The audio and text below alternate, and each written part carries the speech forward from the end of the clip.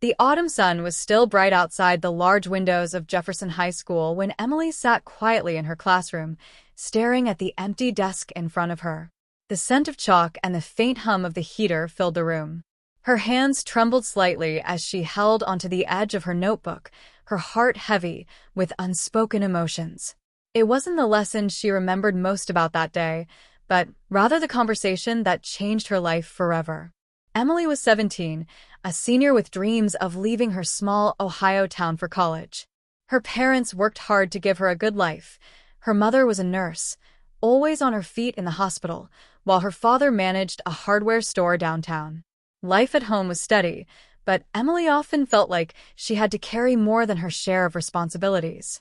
She was the oldest of three, and sometimes it felt like she was raising her younger siblings instead of just being their sister. That day, her history teacher, Mr. Thompson, had stayed after class with her. He wasn't just a teacher. He was someone Emily respected deeply. He always noticed when students were struggling, and he never let anyone feel invisible. For weeks, Emily had been coming to class with tired eyes, her once neat homework turned in half-finished, and her bright smile dimmed. Mr. Thompson had asked her to stay behind, his voice gentle but firm. "Emily," he said, sitting on the corner of his desk as she gathered her books, "you haven't been yourself lately. Is everything okay at home?" The words hit harder than she expected. No one else had asked. Not her friends, who were caught up in football games and prom planning. Not even her parents, who were too busy working to notice.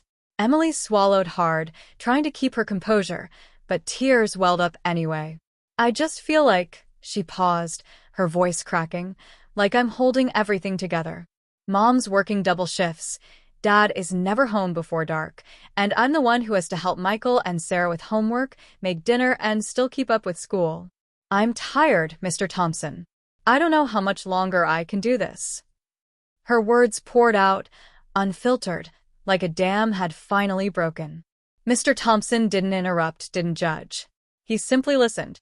And in that silence, Emily felt for the first time in a long while that someone understood. "Emily," he said after a pause, his tone both firm and kind, "you're carrying too much on your shoulders. But you don't have to do it alone. I know you feel like the world will fall apart if you stop for even a second, but sometimes the bravest thing you can do is let someone else help." The room was quiet except for the ticking of the clock above the whiteboard. Emily looked up, her tears finally spilling over. "I begged him to never stop," she would later recall, "because his words were the only thing keeping me from falling apart." She whispered then, almost like a prayer, "Please don't stop. Please don't stop reminding me I'm not alone." Mr. Thompson leaned forward slightly, his voice softer now. "I won't. Every time you walk into this room, I'll remind you that you matter. You're not invisible, Emily. You're stronger than you think, but strength doesn't mean you can't lean on others." At that moment, the classroom door creaked open. Another teacher peeked inside, asking if the room was free.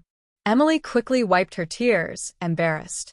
For a second, it felt like they'd almost been caught in something they weren't supposed to share.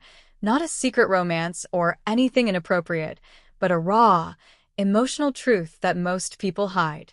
She thought to herself how strange it was that opening her heart in such a vulnerable way felt like being caught. Mr. Thompson gave her a reassuring smile before standing and handing her a small sticky note with a phone number. "This is the school counselor's line.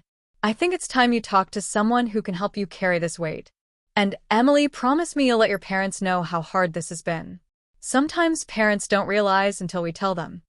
That evening, Emily went home feeling both lighter and scared. She knew her parents loved her, but she also knew they leaned on her far more than they should. After dinner, she gathered her courage and told them everything, how exhausted she was, how she cried at night, how she felt like her childhood was slipping away. Her mother's face crumbled as tears filled her eyes. "Emily, I had no idea," she said, pulling her daughter into her arms. "I thought you were okay, that you could handle it. I didn't realize how much we were asking of you." Her father, quiet and strong as always, placed a hand on her shoulder. "We've been so focused on providing that we forgot to notice how much we were putting on you. That's our mistake, honey. You're our daughter, not our caretaker." From that night on, things began to change. Her parents made a schedule where her younger siblings shared more chores. Her father made a point of being home earlier, even if it meant less overtime. Her mom cut back on extra shifts when she could. Slowly, the weight Emily carried began to lift. But it wasn't just her family that changed, it was Emily, too. She learned the importance of speaking up, of not bottling everything inside until it broke her. She kept seeing the school counselor, who helped her untangle her feelings and gave her tools to manage the stress of being both a student and a big sister. Months later, on graduation day, Emily walked across the stage in her cap and gown, her heart full of gratitude. In the crowd, her family cheered louder than anyone else, tears streaming down their faces. But she also noticed Mr. Thompson standing at the edge of the bleachers, clapping with a proud smile. Their eyes met and Emily mouthed a simple, heartfelt, "Thank you." That year taught Emily one of the most important lessons of her life, that sometimes we need to beg someone not to stop reminding us that we're not alone, and sometimes we need to risk being caught in our most vulnerable moments to finally find freedom. Years later, when Emily herself became a teacher, she often thought back to that day in the classroom. Whenever she saw a student with tired eyes and a forced smile, she remembered how much difference one person's words could make. She remembered how she begged someone not to stop, and how he never did.